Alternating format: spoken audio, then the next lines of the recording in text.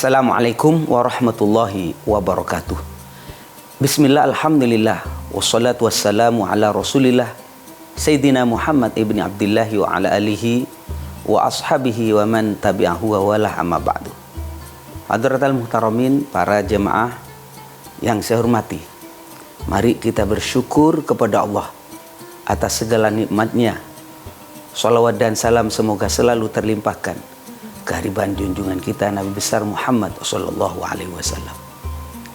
Para pemirsa El Sinta TV dimanapun saja berada, berbicara nikmat Allah. Allah subhanahu wa ta'ala mengingatkan, andaikan kamu menghitung nikmat Allah, kamu gak bakalan mampu menghitungnya. Wa in ta'uddu ni'matallah, apabila kamu menghitung nikmat Allah, la tuhsuha, kamu tidak bakalan mampu menghitung nikmat tersebut. Walaupun nikmat itu kelihatan satu, misalnya nikmat makan kelihatan satu, nikmat minum kelihatan satu. Pada hakikatnya satu nikmat itu la naqdiru ala hasriha, kita tidak akan mampu menghitungnya. Mengapa? Lita'alluqiha bighairiha, karena satu nikmat ini masih berhubungan dengan puluhan, ratusan, ribuan, bahkan dengan jutaan nikmat yang lain. Karena itu para jemaah sekalian, mengapa di saat kita melaksanakan sholat yang didahului dengan takbir dan ditutup dengan salam, itu di tengah-tengahnya ada kalimat ucapan terima kasih kepada Allah. Allahu Akbar, Bismillahirrahmanirrahim, Alhamdulillahirabbil alamin. Jadi semua orang Islam yang sedang melaksanakan sholat zuhur, asar, maghrib, isya, subuh, dalam sholatnya selalu mengungkapkan kalimat Alhamdulillahirabbil alamin. Segala puji milikmu ya Allah, terima kasih ya Allah. Itu artinya apa? Kita mensyukuri nikmat yang ada. Padahal kalau kita perhatikan para jemaah sekalian, yang namanya orang Islam saat itu tidak semuanya sedang berbahagia. Mungkin ada yang sedang mendapatkan musibah, salah satu keluarganya meninggal, mungkin rumahnya kebakaran, ada yang tertimpa bencana. Tetapi semua dipanggil oleh Allah. Hayya 'alas shalah, ayo salat. Hayya 'alal falah, ayo menuju keberuntungan. Kita dipanggil, kemudian kita itu dipaksa untuk mengucapkan kalimat Alhamdulillahirabbil alamin. Saya pernah ditanya oleh salah seorang jemaah, kenapa Kiai? Padahal baru saja istri saya meninggal. Padahal baru saja saya mendapatkan musibah. Kenapa ketika sholat saya mengucapkan hamdalah, alhamdulillah, terima kasih ya Allah? Jawabannya sederhana, karena masih banyak yang bisa kita syukuri. Karena itu para jemaah sekalian, ayo kita berlatih mensyukuri nikmat. Dengan cara apa? Mengamalkan apa yang diajarkan oleh Sayyidina Rasulullah sallallahu alaihi wasallam, unzur ila man huwa dunaka fi amri dunyaka. Kalau urusan dunia, bandingkan dengan orang yang lebih sengsara, bandingkan dengan orang yang lebih melarat. Insya Allah kita akan selalu merasa bersyukur dengan apa yang ada. Namun para jemaah sekalian, dari sekian nikmat Allah, yang paling agung adalah nikmatul iman dan nikmatul Islam.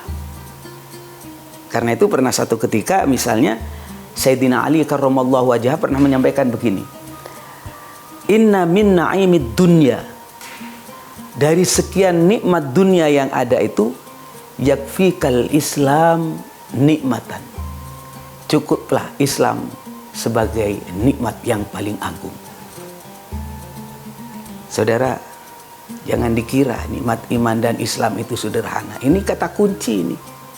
Kita melakukan kebaikan apapun, menolong orang, membantu fakir miskin, berbuat baik, berakhlak baik, tapi tidak ada dasar iman, ya tidak akan nembus ke akhirat. Tapi tidak akan sia-sia di dunia, pasti dibalas sama Allah. Misalnya ada orang yang non muslim melakukan kebaikan, pasti dibalas kebaikan. Besok di akhirat Allah subhanahu wa ta'ala tidak akan membalas lagi, cukup di dunia. Jadi tidak ada tuntutan, mana saya dulu pernah bantu masjid, mana dulu pernah saya bantu orang miskin, mana pahalanya. Karena nggak ada iman, ya cukup diberikan di dunia. Karena itu para jemaah sekalian, ayo jaga iman dan Islam ini.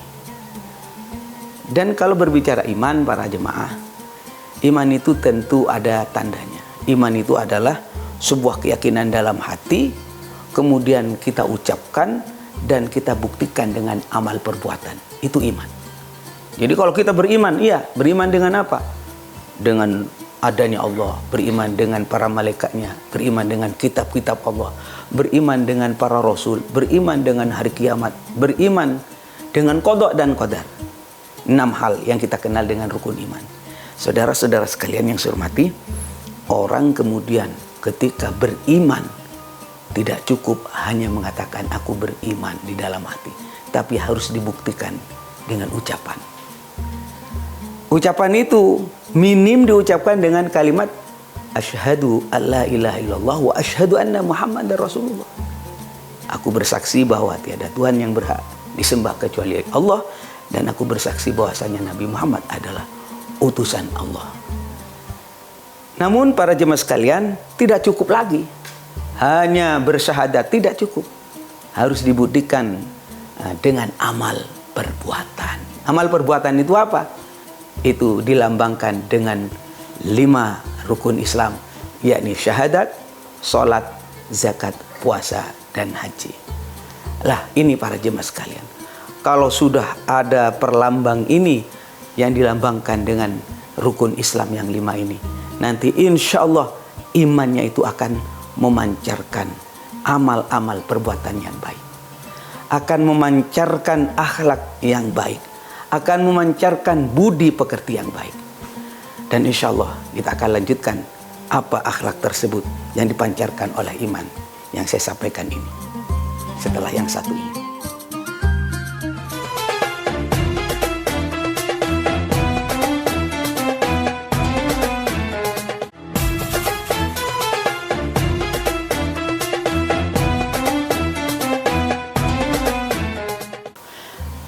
Para pemirsa El Sinta TV dimanapun saja berada, selanjutnya ketika orang itu beriman, para jemaah sekalian, orang beriman itu akan memancarkan amalia, perbuatan, budi pekerti yang baik. Di dalam kitab Nasuhul Ibad misalnya diterangkan, anna sya'airul iman, tanda orang beriman itu arbaatun, ada 4. Yang pertama, orang beriman itu adalah at-taqwa. Dia menjalankan perintah Allah, dia menjauhi larangan Allah. Jadi kalau saya melihat ada orang rajin berpuasa, saya akan mengatakan orang ini ada iman. Mengapa? Dia sedang menjalankan perintah Allah. Dan para ulama menegaskan, wa fi muawadati siyam dalalatun alal iman. Orang yang rajin berpuasa menunjukkan hatinya ada iman. Kalau ada orang rajin misalnya melaksanakan sholat berjamaah, maka saya katakan orang ini ada iman. Mengapa? Dia sedang menjalankan perintah Allah. Yang nomor 2 para jemaah, tanda orang beriman itu adalah orang beriman itu al-haya, punya rasa malu untuk berbuat maksiat. Karena ketika kita beriman adanya malaikat, dan yang kita tahu malaikat yang wajib diketahui di dalam agama kita ini adalah ada 10. Di antaranya adalah malaikat Raqib dan Atid, di mana keduanya itu ini selalu memantau di kanan dan kiri pundak kita atas perilaku kita. Nah, kalau kita percaya dengan adanya malaikat ini, maka akan dilambangkan kepada perilaku kita. Kita akan merasa malu untuk berbuat maksiat. Karena apa? Ada waskat. Apa waskat itu? Pengawasan malaikat. Nah, kalau sudah merasa diawasi oleh malaikat, insya Allah kita nggak berani neko-neko. Kita tidak akan berani untuk berbuat maksiat. Apa masalahnya? Karena kita punya iman, percaya bahwasanya apa yang kita lakukan diperhatikan oleh malaikat, dan malaikat itu atas perintah Allah Subhanahu wa Ta'ala. Dan ingat para jemaah sekalian, malaikat itu nggak bisa disogok, ya. Malaikat itu nggak bisa nyeleweng. La ya'sunallaha ma amarahum wa yaf'aluna ma yu'marun. Malaikat itu tidak pernah durhaka, tidak pernah melanggar apa yang telah ditetapkan oleh Allah, disuruh oleh Allah. Dan mereka selalu mengerjakan apa yang diperintahkan oleh Allah. Itu malaikat. Selanjutnya para jemaah sekalian, tanda orang beriman yang nomor 3 adalah orang beriman itu asyukru. Orang beriman itu hidupnya bersyukur. Syukur dengan lisan, ucapkan alhamdulillah, alhamdulillah, alhamdulillah. Bapak dan Ibu, jangan Anda merasa, cuma segitu aja Kiai. Jangan menganggap remeh. Sayyidina Rasulullah SAW pernah menyampaikan, kalimatani khafifatani fil lisan, thaqilatani fil mizan. Ada 2 kalimat apabila ditimbang besok di akhirat, luar biasa beratnya. Tetapi kalau diucapkan, ringan untuk disampaikan. 2 kalimat itu adalah alhamdulillah dan subhanallah. Silakan mulai dari alhamdulillah dulu atau subhanallah dulu. Tapi yang jelas 2 kalimat ini ringan diucapkan, tetapi timbangannya di sisi Allah akan berat besok di akhirat. Jadi jangan kaget kalau kita yang selalu berzikir subhanallah, subhanallah, subhanallah atau alhamdulillah, alhamdulillah, alhamdulillah. Besok di akhirat tiba-tiba amal bapak dan ibu itu berat, maka itu akibat daripada zikir yang biasa kita baca, yakni alhamdulillah dan subhanallah. Jadi kalau kita mau bersyukur, bersyukurlah dengan kalimat alhamdulillah, syukur dengan lisan. Yang kedua ada asyukru bil jinan, syukur dengan hati. Yakinkan bahwasanya segala apa yang kita rasakan mulai ujung kepala sampai ujung kaki murni pemberian Allah. La haula wa la quwata illa billah. Tidak ada daya, tidak ada kekuatan kecuali atas izin Allah. Nyatanya para jemaah sekalian, kita ini yang hidup di kota-kota besar. Kalau kita lihat sekeliling kita ini, ya Allah, nggak ada beras itu, nggak ada. Maksudnya padi kita tidak pernah lihat kapan ditanam, ya. Kemudian kita misalnya perhatikan bagaimana buah-buahan yang ada di sekeliling kita begitu banyak. Kita tahu bahwasanya buah-buahan itu tentu ada pohonnya. Kita tidak pernah melihat. Kenapa bisa sampai kepada kita? Tiba-tiba ada yang nganterin, tiba-tiba sudah dikupas dan sampai kepada mulut kita. Maka kita katakan la haula wala quwata illa billah. Tidak ada daya, tidak ada kekuatan kecuali atas izin Allah. Jadi dalam hati kita itu punya perasaan apa yang kita rasakan sejatinya murni pemberian Allah. Yang nomor 3 para jemaah sekalian, syukur dengan anggota badan. Asyukru bil jawari. Ini penting. Dari ujung kepala sampai ujung kaki mari kita gunakan untuk ibadah kepada Allah. Karena apa? Wa ma khalaqtul jinna wal insa illa liya'budun. Tidak aku ciptakan jin dan manusia tujuannya kecuali untuk apa? Untuk beribadah kepadaku, agar beribadah kepadaku, agar mengabdi kepadaku. Maka mari kita jangan lepas daripada kalimat ibadah ini. Ujung kepala sampai ujung kaki bagaimana sekiranya selalu bernilai ibadah di hadapan Allah Subhanahu wa taala. Ini para jemaah sekalian. Sehingga ketika kita melaksanakan salat itu didahului takbir dan ditutup dengan salam, maka sejatinya kita sudah melaksanakan 3 syukur. Syukur dengan lisan, syukur dengan hati, dan syukur dengan anggota badan. Yang terakhir para jemaah sekalian, tanda orang beriman yang harus kita syukuri adalah orang beriman itu hidupnya sabar. Sabar. Jangan merasa Anda yang aku beriman tidak akan diuji sama Allah. Diuji. Ahasiban nasu ayyutraku ayyakulu amanna wa hum la yuftanun. Ahasiban nas, apakah manusia menyangka ayyutraku akan dibiarkan sama Allah? Ayyakulu amanna, berkata aku beriman, wa hum la yuftanun, mereka tidak akan diuji? Pasti diuji. Kalau ngaku beriman pasti akan diuji. Ya namanya ujian ya. Suka-suka datang tiba-tiba. Kalau dikasih tahu itu bukan ujian, namanya nyontek itu namanya. Maka dalam hal ini para jemaah sekalian, ayo kita siap-siap. Kalau mengaku beriman, pasti akan ada ujian dari Allah. Dan ujian Allah, Anda tenang, jangan panik, jangan gusar. Ujian Allah tidak akan diberikan kecuali kita akan mampu menghadapinya. Allah tidak akan memberikan ujian dengan sesuatu yang kita tidak akan mampu. La yukallifullahu nafsan illa wus'aha. Mudah-mudahan bermanfaat dan kita lanjut setelah yang satu ini.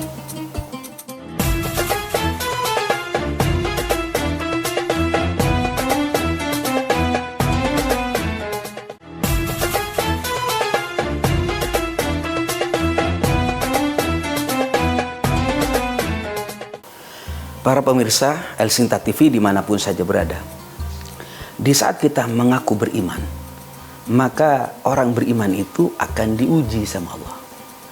Dan ujian ini para jemaah sekalian, suka-suka di luar dugaan kita. Di luar dugaan kita. Namanya ujian ya. Namanya ujian. Ahasiban nas, apakah manusia menyangka yutraku akan dibiarkan sama Allah? Ayaqulu amanna, mereka berkata aku beriman, wa hum la yuftanun, sedangkan mereka tidak akan diuji. Diuji. Maka dalam hal ini kalau sudah menghadapi ujian, kita sudah ikhtiar, sudah berusaha, udah berobat, udah hati-hati di jalan, sudah kiai, sudah.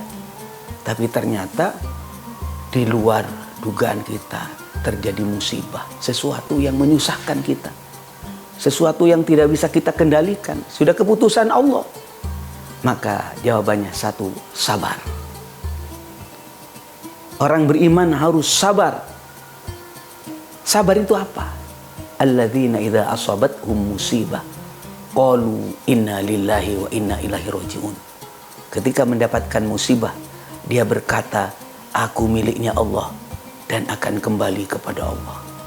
Ini orang beriman begitu. Bukan marah-marah, kemudian cari kambing hitam. Orang beriman ikhtiar, iya. Usaha harus. Tetapi setelah ikhtiar dan usaha ternyata di luar kendali, tidak sesuai dengan apa yang kita harapkan. Sekali lagi, orang beriman harus bersabar. Sabar menghadapi taat. Sabar menjalankan sabar menghadapi musibah. Dan sabar menghadapi maksiat. 3 hal ini yang harus kita lakukan. Ingat para jemaah sekalian, syukur ya dapat pahala, sabar itu dapat pahala. Inilah hebatnya orang mukmin. Maka dalam hal ini, ayo sekali lagi, orang beriman itu harus bersabar menghadapi realitas. Inilah aplikasi daripada percaya kepada qada dan qadar. Percaya kepada qada dan qadar. Apa yang sudah menjadi keputusan Allah Subhanahu wa taala, ayo kita terima. Di dalam sebuah syair yang pernah diungkapkan oleh Imam Syafi'i pernah menyampaikan begini. Kalau sudah keputusan Allah sudah menetap kepada kita, watib nafsan idza hakamal qada. Yang terpenting adalah bagaimana sekiranya kita itu mempunyai sikap yang benar, sikap yang baik. Wa kun rajulan alal ahwali jaldan. Jadilah engkau seorang laki-laki pribadi yang teguh. Wasimatu kasamahat wal wafa. Sedangkan perhiasi hidupmu, kehidupanmu itu harus dihiasi dengan as-samaha. Samaha itu apa artinya? Samaha itu artinya loman, dermawan, wal wafa'u, dan selalu tepat terhadap janjinya. Karena apa para jemaah sekalian? Karena yang namanya dunia ini tidak abadi. Tidak abadi. Wala tajza' bihadisatil layali. Jangan kau kagetan dengan apa yang terjadi di siang dan malam. Jangan kagetan. Karena apa? Fama li hawadisid dunya baqa. Dunia ini tidak akan abadi. Tidak ada orang susah terus enggak. Tidak ada orang senang terus tidak. Mesti ada dia kadang senang, kadang susah. Maka dalam hal ini mari kita pegang ilmu yang saya sampaikan ini. Orang Islam ini, orang yang beriman ini harus punya rasa syukur dan punya rasa sabar. Kalau ini yang kita lakukan para jemaah sekalian, maka hari demi hari waktu berlalu, tetapi hidup kita dipenuhi dengan dua hal ini, syukur dan sabar.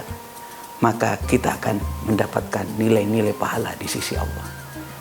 Tetapi bukan hanya pahala di akhirat, kehidupan kita di dunia ini akan menjadi dinamis, berkembang.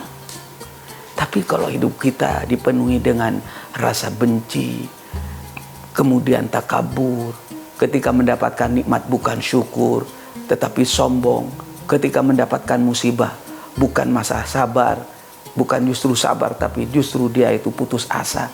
Lah ini yang menyebabkan hidup kita amburadul ini. Hidup kita nggak karu-karuan ini, nggak teratur ini, karena kita tidak punya ilmu. Yakni kita tidak punya syukur, kita tidak punya sabar. Tapi kalau dua-duanya kita miliki, inilah yang dikatakan di dalam Al-Quran. Mari kita percaya kepada Allah. Alladzi khalaqal mauta wal hayata. Allah telah menjadikan hidup dan mati. Liyabluwakum ayyukum ahsanu amala. Agar supaya hidup kita ini diketahui mana yang terbaik. Saudara-saudara, tidak ada istilah yang sia-sia di dalam kehidupan ini.